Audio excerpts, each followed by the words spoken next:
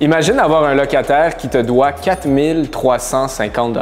Aujourd'hui, je veux partager avec toi l'histoire d'une locataire qui nous doit 4 350 $. Et je vais t'expliquer comment j'ai fait pour rectifier la situation. C'est dans un petit duplex, 2 logements. Alors, tu peux comprendre que ça nous impacte quand même assez parce que c'est carrément 50% des revenus qui ne rentrent plus et ça fait 3 mois que la locataire ne nous a pas payé. Ce qu'on a essayé de faire avant de se rendre au tribunal administratif du logement, que je vais te partager dans quelques instants, c'est qu'on a essayé de la contacter. Le problème avec cette locataire-là, c'est qu'elle n'a pas d'adresse courriel, donc impossible de la joindre. Son téléphone ne répond pas et, en plus de ça, elle n'est jamais dans le logement, elle est jamais là, donc impossible de rentrer en contact avec elle. Il a fallu en fait qu'on envoie un huissier pour qu'il puisse aller la trouver, mais il n'a pas été capable, il a laissé une note devant la porte. Alors, voici qu'est-ce qu'on fait quand un locataire ne nous paye pas, comment on fait pour la porter au TAL, comment on fait pour la sortir de la bonne façon. Alors, la première chose qu'on a fait, avant d'ouvrir un dossier au TAL, c'est important de notifier le locataire du fait qu'il te doit de l'argent. Alors, vu qu'on était pas capable de rentrer en contact avec cette locataire-là, ce qu'on a décidé de faire, c'est d'envoyer un huissier qui nous a renvoyé une lettre mentionnant « Hey,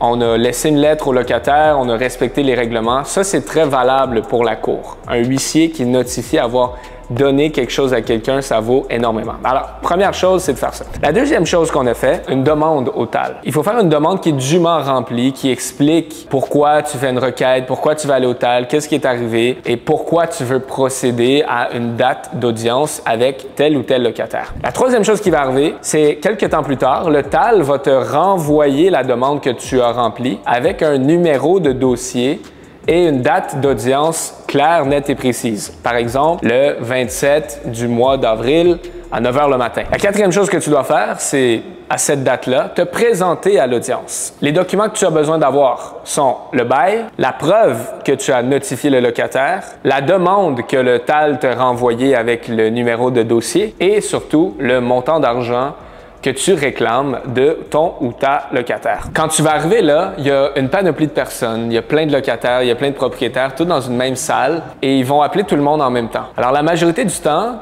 tout le monde va être assis dans la salle d'audience et la juge, madame la juge ou monsieur le juge, va appeler chaque cas un par un. Donc, par exemple, Corey Albert et tel locataire, Jacob et tel locataire. Donc, souvent, tu dois assister à des audiences de d'autres personnes. Toi, tu es juste là en arrière à attendre ton tour. Disons, la date de cours, c'est le 9 à 9 h le matin, mais ils vont faire passer plein de monde. Fait que ça se peut que toi, ça soit à 11 h que tu passes. Mais il faut que tu sois là à 9 parce qu'ils appellent les gens au hasard. Et toi, tu dois vraiment présenter ton dossier devant la juge avec plein de gens en arrière qui sont là à te regarder, qui eux aussi attendent leur tour. Une fois qu'elle appelle ton nom, tu dois te lever, aller à la table pour parler à la juge. Souvent, le locataire va être de l'autre côté. Puis ça peut arriver, je pense, la majorité des fois que je suis allé, le locataire en question n'est même pas là. Fait que tu te présentes puis tu es juste là tout seul avec la juge ou le juge sans le ou la locataire. Parfois, il va venir, parfois, il va pas venir. Il s'en fout, il sait qu'il va perdre. La juge va te demander les documents.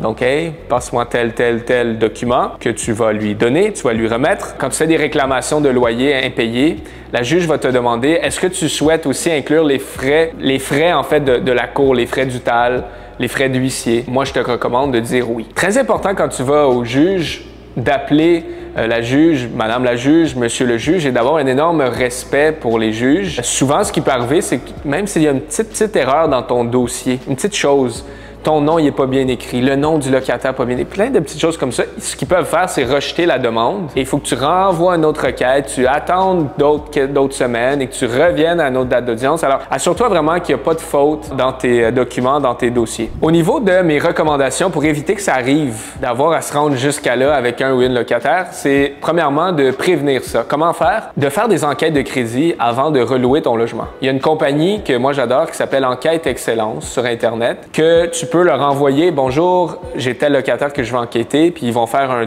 une enquête au niveau du plumitif, ils vont regarder au TAL s'ils ont déjà eu des demandes, ils vont regarder leur employeur, ils vont regarder leur logement actuel, ils vont regarder leurs finances, leur crédit pour t'émettre une recommandation si oui ou non tu devrais louer le logement à cette personne-là. Ça vient éviter d'avoir des locataires. Il va toujours en avoir, hein?